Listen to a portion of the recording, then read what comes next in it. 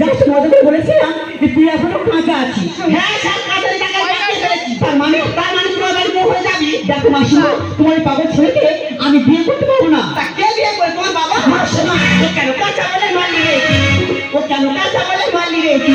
আমার পাগল ছেলে একাতে কটকটি বস্তা ভরা কার বাড়িতে আছে, আমি জানি খাবার পাওয়া যাবে।